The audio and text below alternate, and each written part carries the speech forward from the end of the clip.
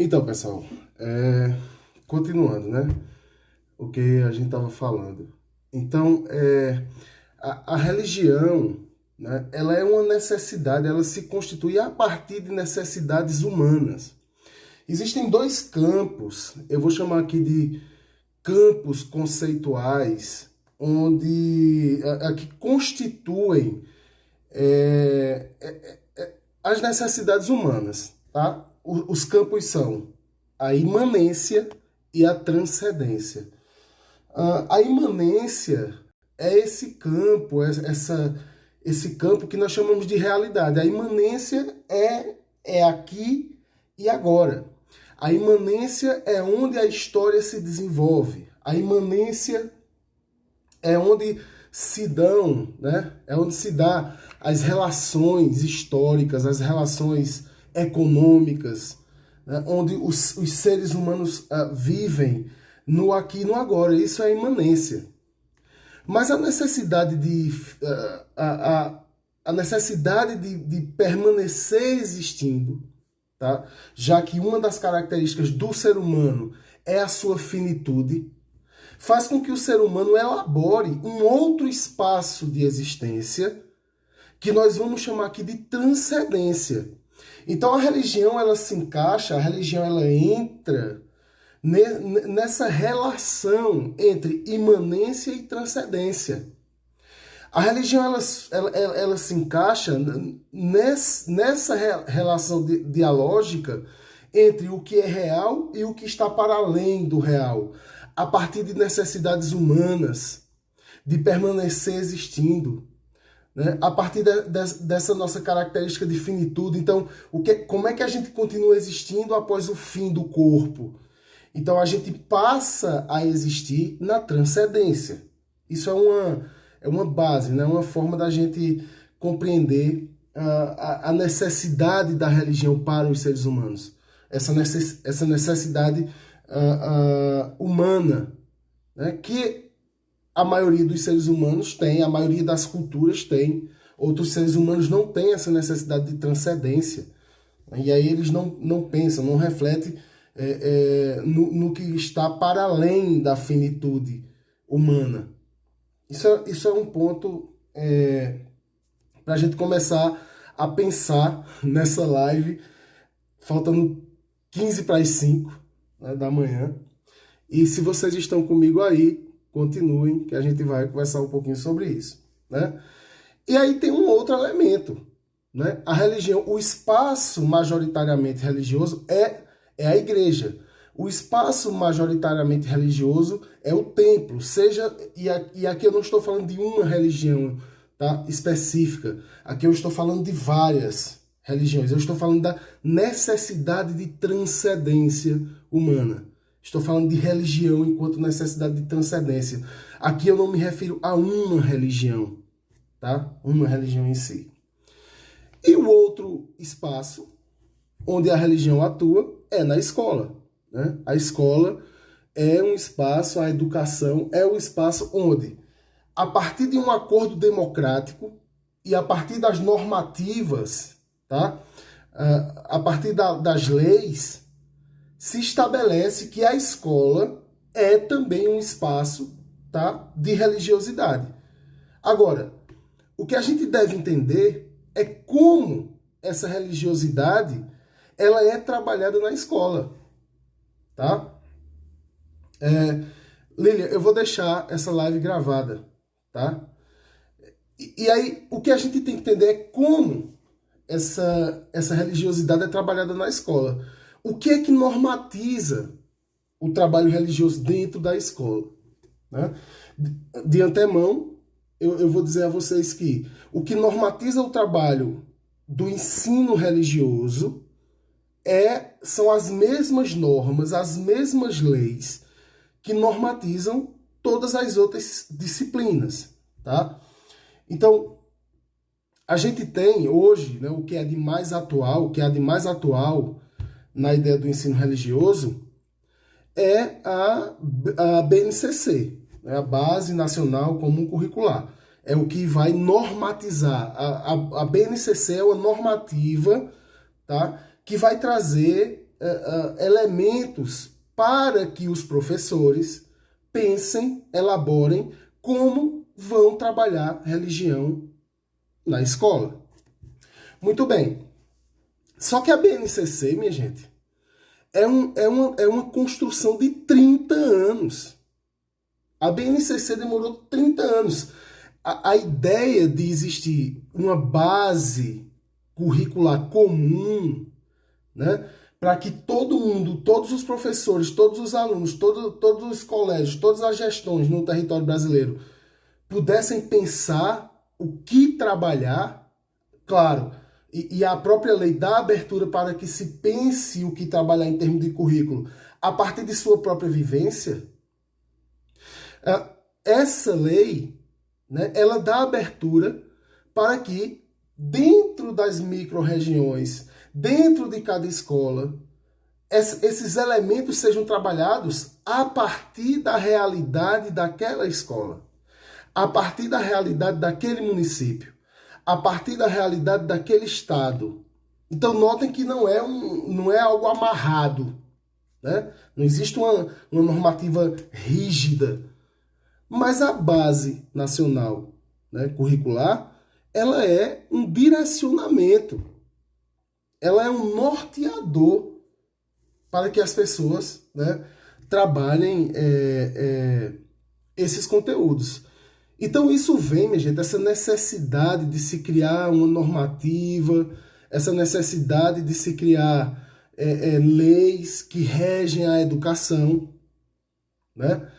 Ela vem desde a Constituição de 1988, lá no artigo 210. No artigo 210 da Constituição de 88 já existe uma necessidade, né? Já surge uma necessidade de se criar uma base curricular em cima da qual a educação brasileira vai funcionar, né?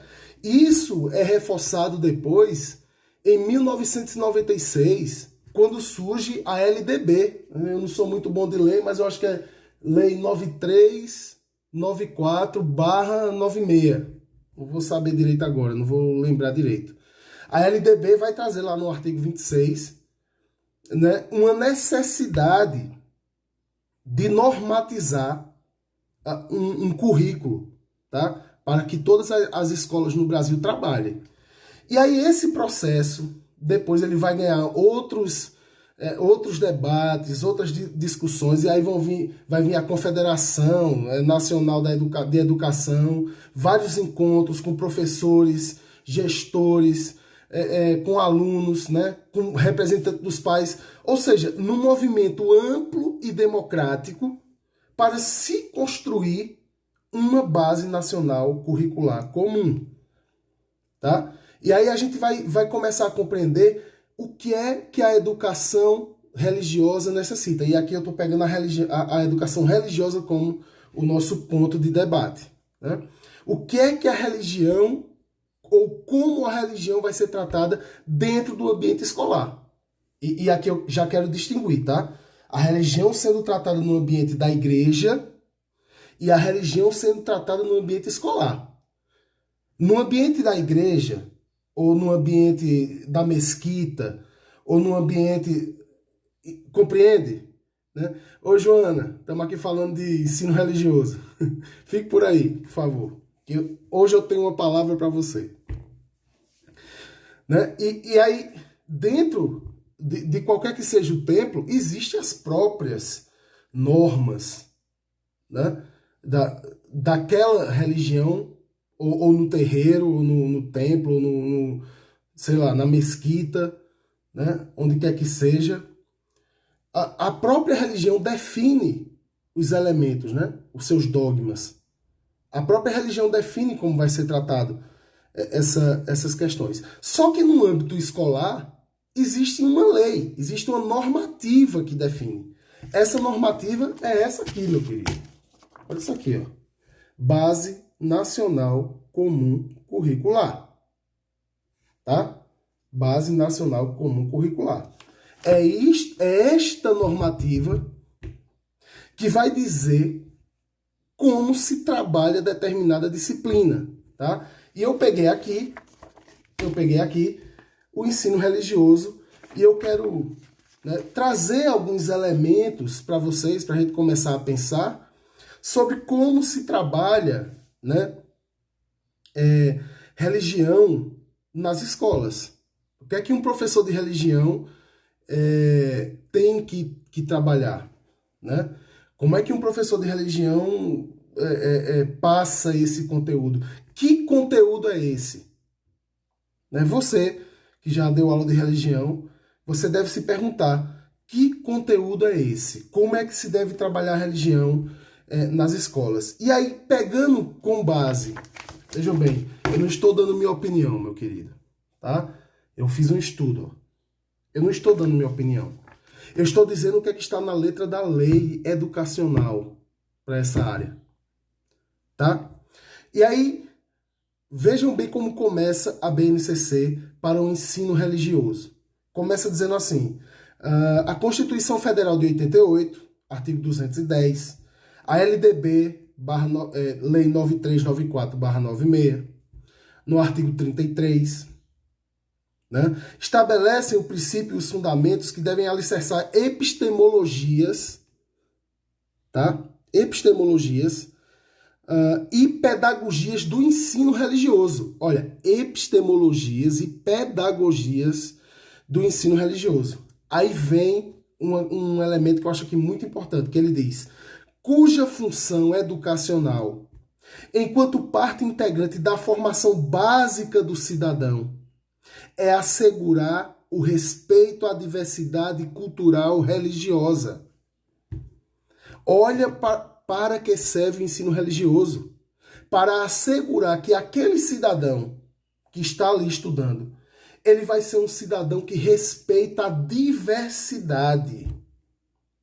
Ele vai ser um cidadão que respeita a diversidade cultural e religiosa que existe nesse país. E nós aqui, enquanto Brasil, nós somos talvez o maior exemplo de miscigenação, né? De mistura, de multiculturalismo. A gente vive numa sociedade pluricultural, multicultural. Então é necessário que a aula de religião ela sirva exatamente para isso, para você aprender a respeitar o outro em sua singularidade, para você aprender a respeitar o outro, né, em sua diferença. Isso é parte constituinte do ser humano. Nós somos iguais nas nossas diferenças. Porque a grande característica do ser humano é ser diferente. Nós não somos uma espécie homogênea. Nós somos uma espécie diferente, com crenças, culturas, opções sexuais, tudo diferente. E isso é o que nos torna iguais, é sermos diferentes. O ensino religioso tem esse propósito nobre de fazer com que os cidadãos sejam conscientes das diferenças e respeitem as diferenças, tá? E aí a normativa diz, né? Sem proselitismos. Tá aqui, ó, na lei, tá? Eu não estou inventando nada. Tá aqui na lei. Sem proselitismos. Ou seja, sem tentativa de convencimento do outro para seguir determinada ideia ou determinada religião. Tá? Eu quero saber se vocês estão compreendendo, eu quero saber se vocês estão acompanhando aí esse debate. Né? E aí vem os objetivos da educação religiosa. Quando você vai estudar religião na escola, quais são os objetivos? Para que foi elaborado um currículo religioso na escola? Então tem esses objetivos, tá? Então, vejam bem, eu quero ler aqui os objetivos para vocês, tá? Quero ler aqui para vocês. Letra A. Escutem, eu vou lendo e vou explicando. Letra A. Proporcionar a aprendizagem dos conhecimentos religiosos, culturais e estéticos, a partir das manifestações religiosas percebidas na realidade dos educandos. Vejam bem, constitui o objetivo do ensino religioso fazer com que, né, o estudante, o educando, aprenda a diversidade a partir das percepções culturais, a partir das percepções religiosas de sua realidade. E aí eu pergunto, eu deixo aqui uma pergunta para você, meu irmão. Eu deixo aqui uma pergunta para você, minha irmã. Hoje, no mundo da informação, as pessoas conhecem várias religiões. Hoje, no meu tempo não era assim. Mas hoje, os jovens do ensino fundamental, eles já têm uma percepção, a partir da realidade deles, de que não existe apenas uma religião no mundo. De que existem várias religiões. E que a nossa realidade brasileira, ela é uma realidade também plurirreligiosa. Né? Então aqui a letra A dos objetivos da educação religiosa vai trazer exatamente isso. Né? Que os estudantes percebam a diversidade religiosa, não a partir de uma outra realidade de outro mundo, mas a partir de sua própria realidade. Sua própria realidade. Tá? Na letra B dos objetivos do ensino religioso, nós temos propiciar conhecimentos sobre o direito à liberdade de consciência e de crença. O segundo objetivo da educação religiosa é que é o professor propiciar conhecimentos, passar um arcabouço teórico para os seus estudantes, para eles terem ideia de que as pessoas têm direito à liberdade de consciência e de crença. Para as pessoas saberem que elas têm direito de acreditarem no que elas quiserem. Para as pessoas saberem que elas têm o direito de ter a consciência que elas quiserem. E sabe o que é que isso constitui, meus queridos? Isso constitui uma sociedade democrática. Não é à toa que a base de todas essas leis é a Constituição de 88. Tá? Na letra C, como objetivos da educação religiosa, nós temos desenvolver competências e habilidades que contribuam para o diálogo entre perspectivas religiosas e seculares de vida. Perspectivas religiosas e seculares. Ok? Essa divisão religião-mundo, ela se aproxima no ensino religioso. Tá? Exercitando o respeito. Olha isso aqui. Exercitando o respeito à liberdade de concepções e pluralismo de ideias. O ensino religioso serve para que os estudantes aprendam a respeitar diferenças. Está na BNCC. Não estou inventando nada. Eu não estou dando minha opinião, eu estou analisando um documento. Eu estou analisando uma lei. Tá? Para que a gente entenda o que é que a gente faz quando a gente dá aula de religião. Eu já dei aula de religião. Tá? Já dei aula de religião. De acordo com a Constituição Federal. Tá? De acordo com a Constituição Federal. Que eu pressuponho aqui que seja o artigo 5º. Tá? Letra D. Contribuir para que os educandos construam seus sentimentos pessoais de vida a partir de valores, princípios éticos e de cidadania. Olha o que é que se ensina quando se ensina religião, minha gente. A gente contribui para que o educando construa os seus sentidos pessoais de vida a partir de valores que a gente apresenta. Então a gente vai apresentar vários valores, muitos valores, e a gente vai contribuir para que aquele estudante construa o seu sentido pessoal de vida. Eu não sei se vocês compreendem, né? Não sei se tá claro para vocês. Né? Então, o conhecimento religioso, objeto da área de ensino religioso, é produzido no âmbito das diferentes áreas de conhecimento científico, das ciências sociais e humanas, notadamente as ciências da religião. Ok? Essas ciências investigam a manifestação dos fenômenos religiosos em diferentes culturas e sociedades enquanto bens simbólicos, tá? Resultantes da busca humana por respostas aos enigmas do mundo, da vida e da morte.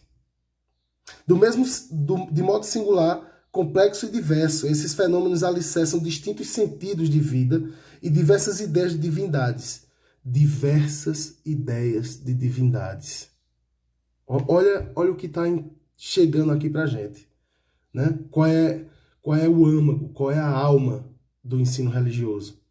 A alma do ensino religioso é a gente ensinar as pessoas a aceitarem o diferente. Ensinar as pessoas a conviver com o diferente. Conviver com aquele que acredita no diferente, tá? E conviver com aquele que também não acredita. Então, o ensino religioso, ele claramente aqui já se apresenta para a gente, a partir da BNCC, como um ensino para a paz entre as pessoas, com um ensino para a democracia, para a convivência democrática, onde a gente possa respeitar o pensamento do outro, desde que o pensamento do outro não nos anule enquanto seres humanos. Porque aí entra o paradoxo da intolerância.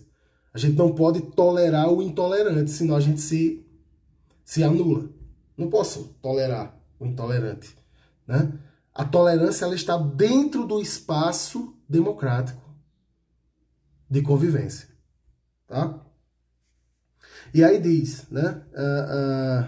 Olha o que é que a gente aprende quando aprende religião, né? De modo singular, complexo e diverso, esses fenômenos alicerçaram distintos sentidos e significados de vida e diversas ideias de divindades em torno dos quais se organizam cosmovisões, linguagens, saberes, crenças, mitologias, narrativas, textos simbólicos, ritos, doutrinas, tradições, movimentos, práticas e princípios éticos e morais. Olha como é amplo. Olha como é amplo, minha gente, o ensino religioso, né? Mas tem uma coisa na BNCC que eu acho que é muito importante que a gente converse sobre, que é a ética da alteridade, tá? A ética da alteridade no ensino religioso. E o que vem a ser a ética da alteridade, né? O que vem a ser a chamada alteridade? Simplesmente é o reconhecimento de que o outro é diferente, tá? Isso, Luana. Isso mesmo. Esse é o princípio norteador de um ensino religioso, né?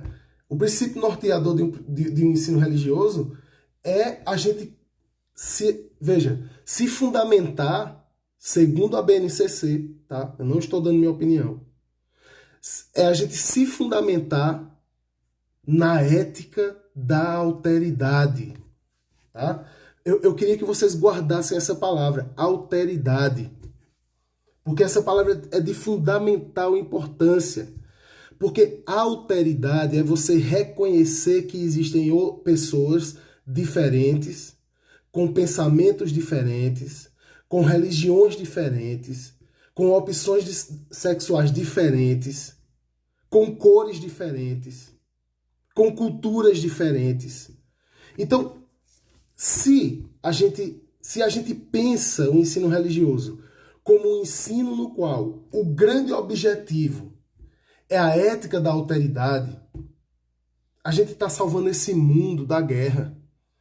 A gente está salvando esse mundo da intolerância. A gente está salvando esse mundo da violência. Porque o que o ensino religioso tenta estabelecer, de acordo com a Base Nacional Comum Curricular, é a cultura da paz. E para que haja paz, é necessário a ética da alteridade. Para que haja paz, é necessário que a gente respeite o outro em sua diferença. E para que a gente respeite o outro em sua diferença, isso tem que vir da escola, do processo educativo, do processo de formação humana. É no processo de formação humana que a gente vai ensinar essas crianças a respeitar o próximo. Ensinar essas crianças a ética da alteridade. Ensinar essas crianças a cultura da paz. Ensinar essas crianças que eu posso ter a minha religião e você pode ter a sua. Que eu posso ter a minha opção sexual e você pode ter a sua. Que eu posso ter a minha cor e você pode ter a sua. E a gente pode conviver em harmonia e em paz, porque nossa formação humana está lastreada pela ética da alteridade. Olha que coisa linda, minha gente. Olha que coisa linda e maravilhosa, né? Olha que legal a gente pensar, né? Que o ensino religioso, às vezes, não é aquilo que eu tive, por exemplo. Né? Talvez se eu tivesse tido um ensino religioso, como a BNCC está estabelecendo aqui, e antes que alguém fale, né, algum elemento político, a BNCC ela demorou 30 anos para ser elaborada. 30 anos. Ela foi de 1988, a partir da Constituição, tá? Até 2018, governo Temer. E aí ela foi homologada. Mas é isso que o ensino religioso está querendo te falar. É isso que a BNCC está querendo te falar. Tu vai falar de religião numa escola, tu vai dar aula de religião, ensina a ética da alteridade. Ensina o teu aluno, conversa com o teu aluno. Olha, cara, o mundo é diverso, as pessoas são diversas, são diferentes, e a gente deve respeitar essas pessoas nessa diferença. E você deve buscar a sua paz interior a partir das suas vivências pessoais religiosas. Seria tão bom que a BNCC fosse aplicada, né? E aí, se vocês quiserem mais, podem falar, porque eu já estou querendo terminar aqui. Eu passei a noite inteira,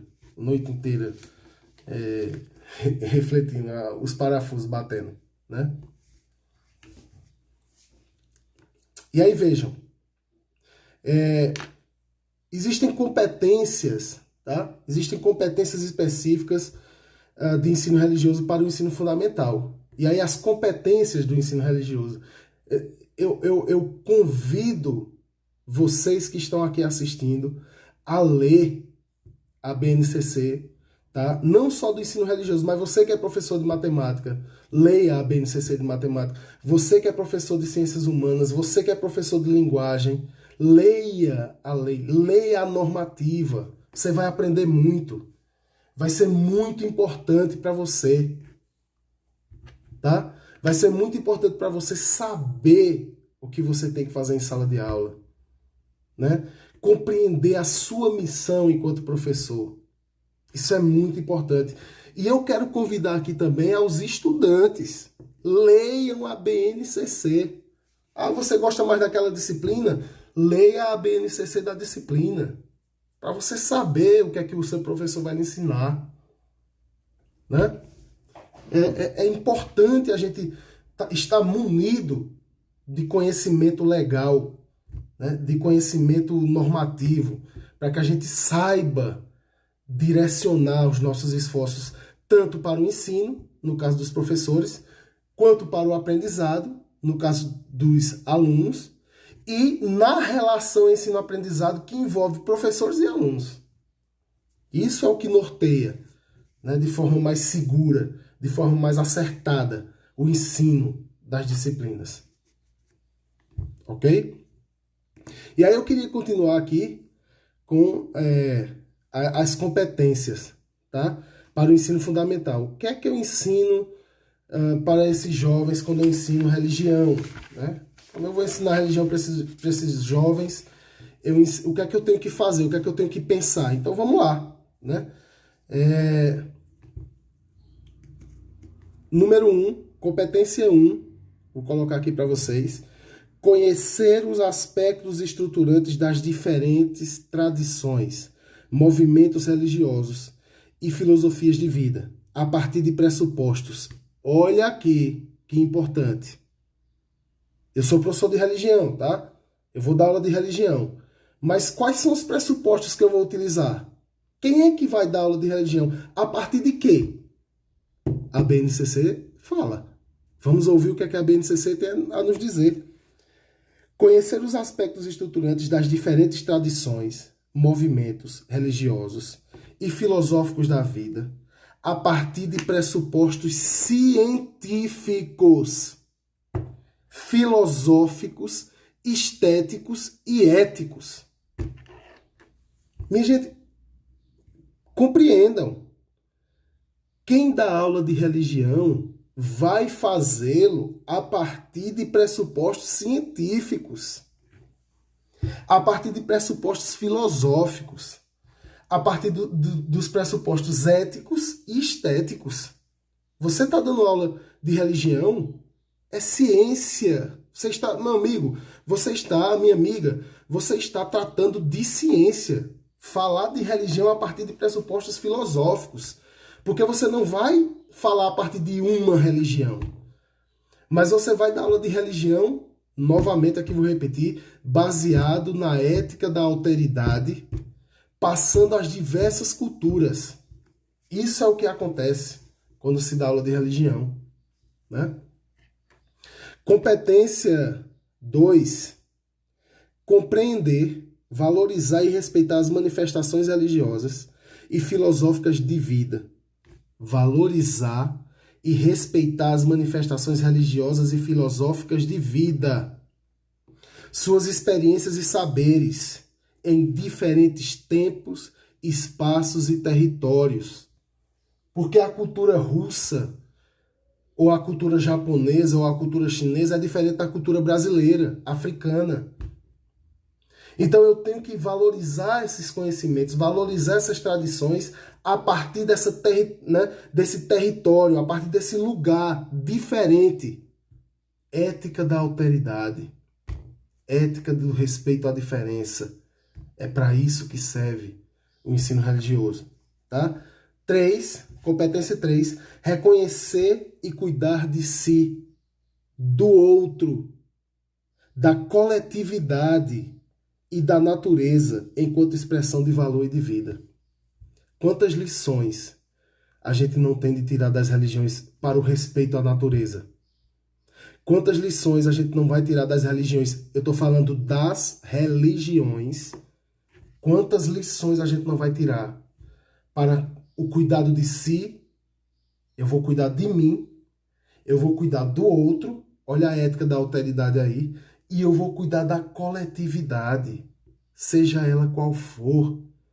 Aqui não se questiona qual é a alteridade, qual é a coletividade. Aqui não se questiona qual é a diferença. Aqui se diz, cuide de si, cuide do próximo e cuide do todo. Ética da alteridade, minha gente. Cultura da paz.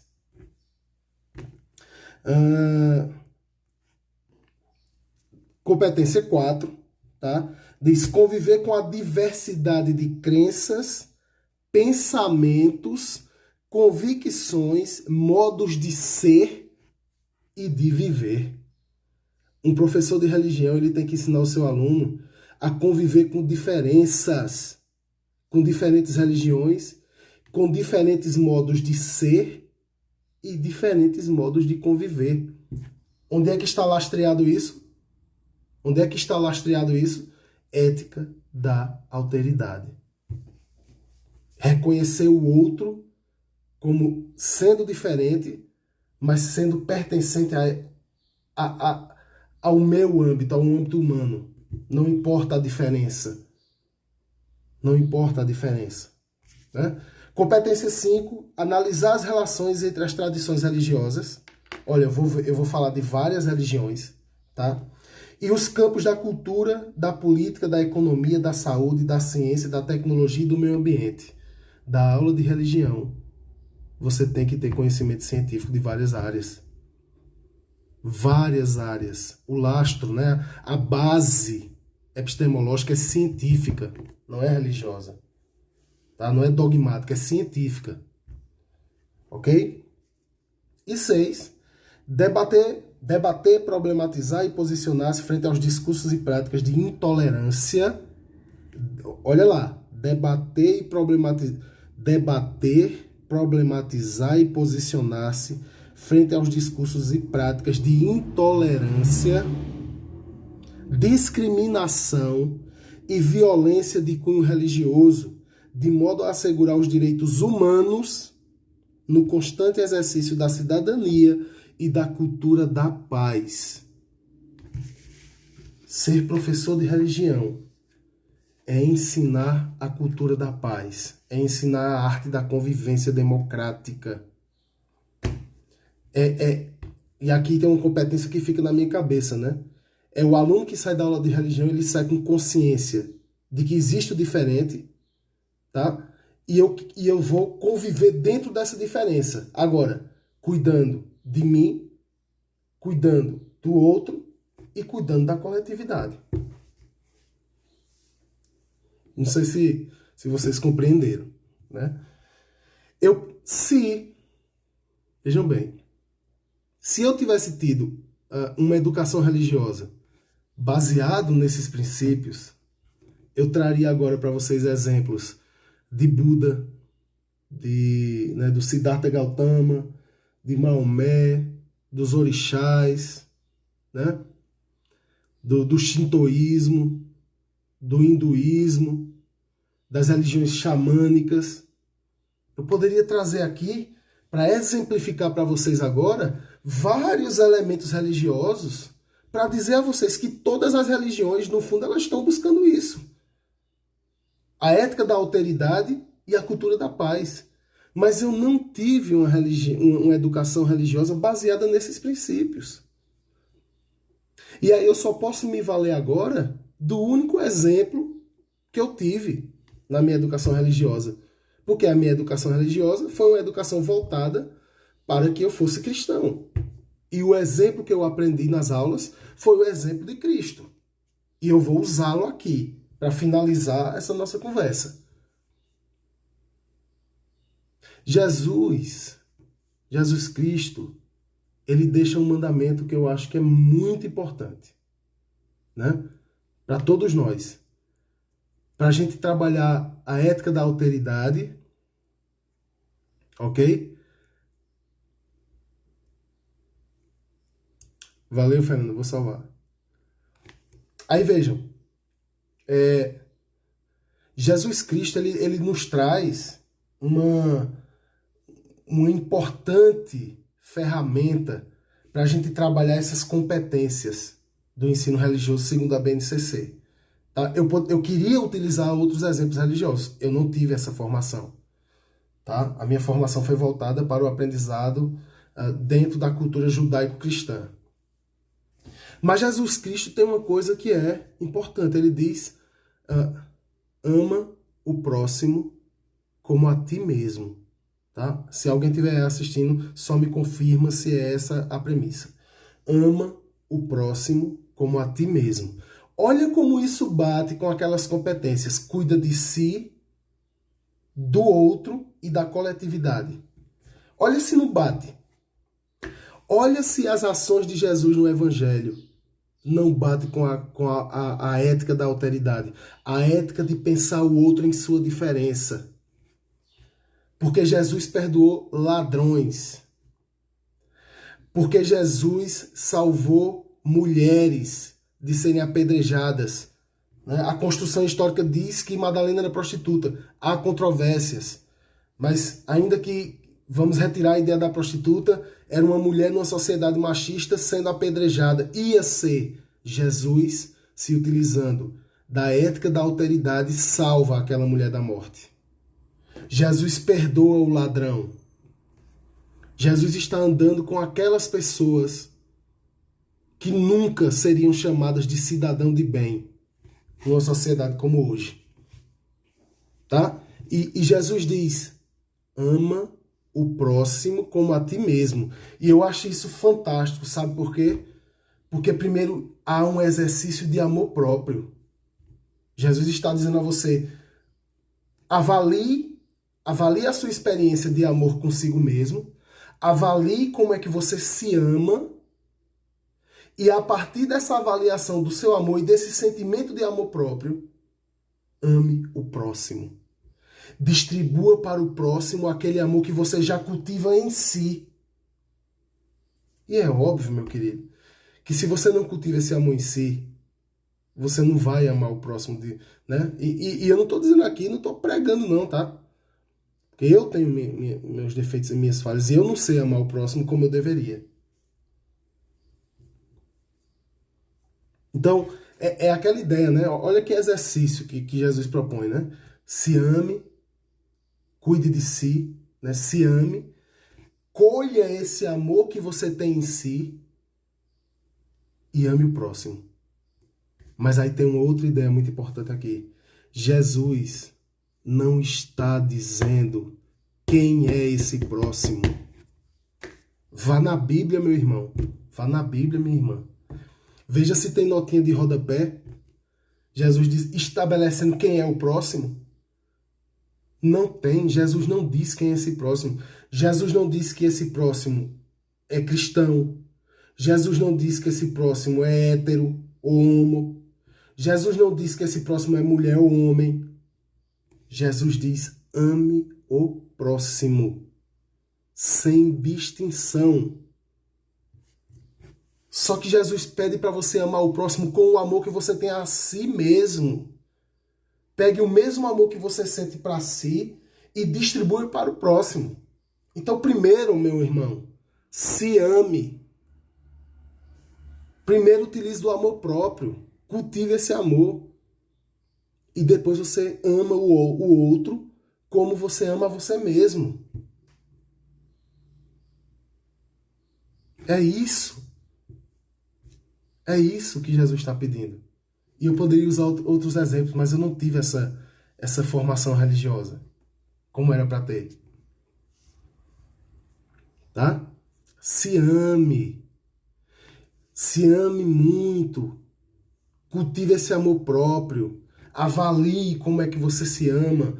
E aí pega esse amor, essa flor linda que é o amor que você tem por você, e ama o próximo do jeito que você se ama.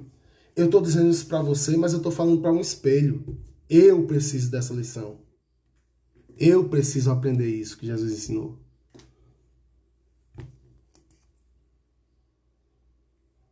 E ame o próximo. Ame o próximo, independente de quem é ele. Jesus não está demarcando quem é o próximo. Jesus não está demarcando quem é o próximo. Jesus está dizendo, ame o próximo como a ti mesmo. Faz o exercício, teu exercício de amor próprio. E distribui esse amor. Cuida de si para poder cuidar do outro, para que vocês cuidem da coletividade. Parece que quem escreveu a BNCC foi Jesus. Né? Então, é isso, minha gente. É isso. Às 5h20 da manhã. A gente tá aqui falando de Jesus, falando de BNCC, de educação e de educação religiosa, tá? Eu espero que vocês tenham um maravilhoso final de semana. Um maravilhoso dia, tá? Eu vou deixar a live salva. Então, se você achar que é importante, compartilhar, tá? Compartilha. E fico aberto aqui, tá? A questionamentos, a debates, sempre na ideia de que a gente constrói junto conhecimento. Sempre na ideia, eu vou até usar aqui as premissas da BNCC de religião, né? Com a ética da alteridade, que é algo que eu preciso aprender, você precisa aprender, todos nós precisamos aprender, tá? E com a cultura da paz. Um beijo, bom final de semana.